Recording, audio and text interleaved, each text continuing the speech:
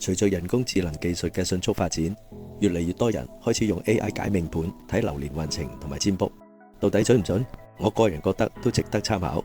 首先，本命盤只係可以看特質，無論用咩院睇，一張盤排出嚟都係本命盤，即係你天生嘅特質與生俱來，出生嗰陣時就決定咗嘅人生劇本。但係呢個人遇到咩伴侶，工作順唔順利，賺唔賺到錢，就決定於命運，即係可以改變嘅劇情。睇本命盤係睇唔到嘅，好似你同李嘉誠同年同月同日同時出生，際遇都唔會一樣。舉個例子，去做性向測驗，可以得到性格特質分析，但係唔會有任何可以改變你影響人生嘅大事。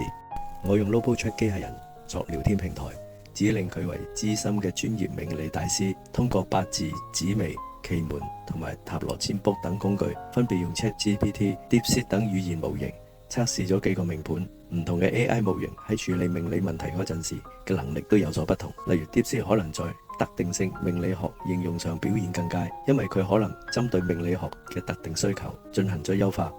根據一啲研究，命理分析嘅準確性可能達到50%至80%之間。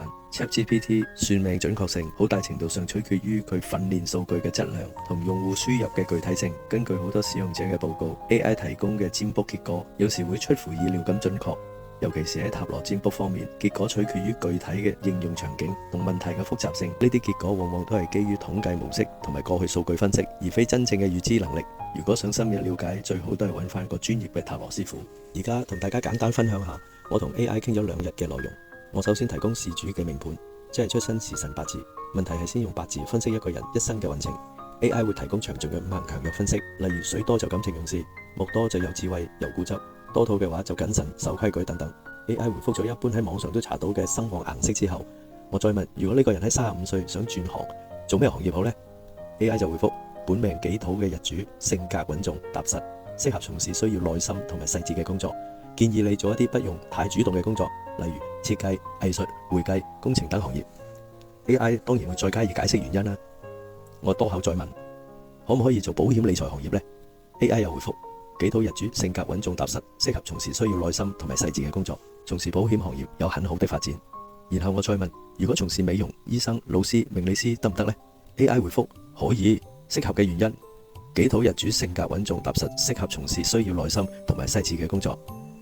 我可以話俾你聽，一個專業嘅命理師一定唔會咁樣答嘅，因為必須要了解每個人嘅背景資源、人物關係。例如35歲先至修讀醫科，考到牌都唔使發展啦。然後我叫 AI 根據紫微斗數同埋八字批算，綜合分析50歲後最適合從事咩工作呢？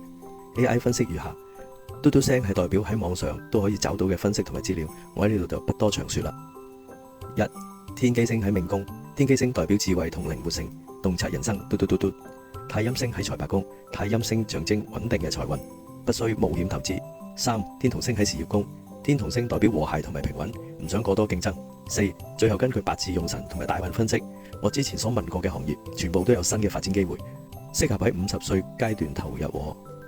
AI 分析大部分嘅數據影響都喺大限10年運同埋流年1年運。如果先天特質比較容易愛花錢，後天又俾一個容易花錢嘅環境去，咁當然容易冇錢剩啦。大概就係類似咁樣嘅回覆。如果只係要單星單宮嘅解釋， AI 回覆確實冇錯，但係要點樣推測出嚟同埋找到軌跡先至係算命嘅核心。 AI 只係喺網上找到好多人哋留低嘅數據，呢度我仲未計攞到嘅數據資料係咪正確，而且都唔能夠確定呢啲資料有冇合乎現代觀念。你知唔知 AI 其實可能會老作㗎？喺外國試過有律師用 AI 打官司，結果發現有啲案例係虛構嘅，因為 AI 只係喺網上找尋資料數據，佢冇判斷呢資料係咪真實同可信性，所以要算命轉運最好都係揾翻個磁場相合嘅命理師比較穩陣啦。我當然會放過用 AI 測試電話號碼啦。 AI 果然犀利，我只係叫佢分析一個電話號碼，佢幾乎用齊五行生剋、數字能量學、八星靈數、易經卦象，甚至用埋諧音同埋文化聯想，只係冇用太過數字學嚟解讀分析。不過我相信只要我提出要求，佢都可能做得到。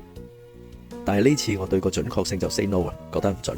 AI 嘅回覆缺乏深度同埋個性化，可能主要係依賴語言理解同埋網上搜尋生成，而唔係基於任何形式嘅靈性同埋命理學原則。數字會重複相似嘅模式同埋描述，回覆結果喺某一啲情況下咧顯得有啲籠統，仲有啲解釋前後矛盾。我建議大家去測試玩下，自己評論啦。